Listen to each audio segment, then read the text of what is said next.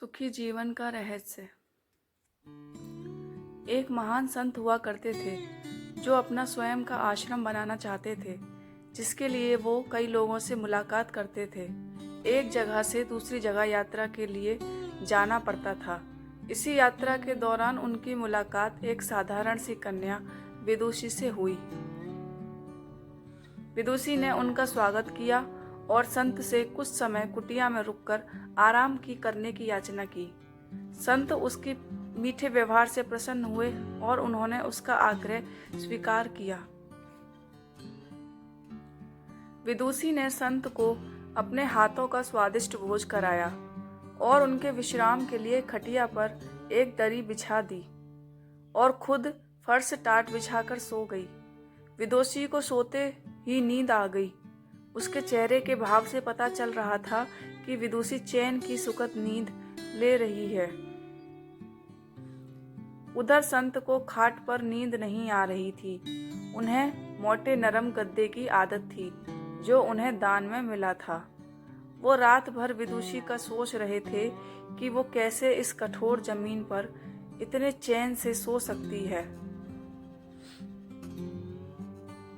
दूसरे दिन सवेरा होते ही संत ने विदुषी से पूछा कि तुम कैसे इस कठोर धरा पर इतने चैन से सो रही थी।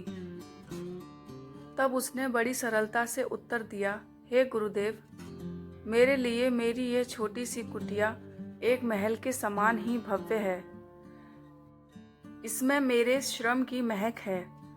अगर मुझे एक समय भी भोजन मिलता है तो मैं खुद को भाग्यशाली मानती हूँ। जब दिन भर के कार्यों के बाद मैं इस धरा पर सोती हूँ तो मुझे माँ की गोद का आत्मीय एहसास होता है। मैं दिन भर के अपने सत्कर्मों का विचार करते हुए चैन की नींद सो जाती हूँ। मुझे एहसास भी नहीं होता कि मैं इस कठोर धरा पर हूँ। यह सब बातें सुनकर संत जाने लगे। तब विदुषी ने पूछा, हे गुरुवर, क्या मैं भी आपके साथ आश्रम के लिए धन एकत्र करने चल सकती हूँ? तब संत ने विनम्रता से उत्तर दिया, बालिका, तुमने जो मुझे आज ज्ञान दिया है उससे मुझे पता चला कि चित्त का सुख कहाँ है।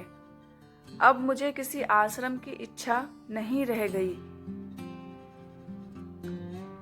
यह कहकर संत वापस अपने देश लौट गए और एकत्र किया धन उन्होंने गरीबों में बांट दिया और स्वयं एक कुटिया बनाकर रहने लगे। शिक्षा। आत्म शांति एवं संतोष ही सुखी जीवन का रहस्य है।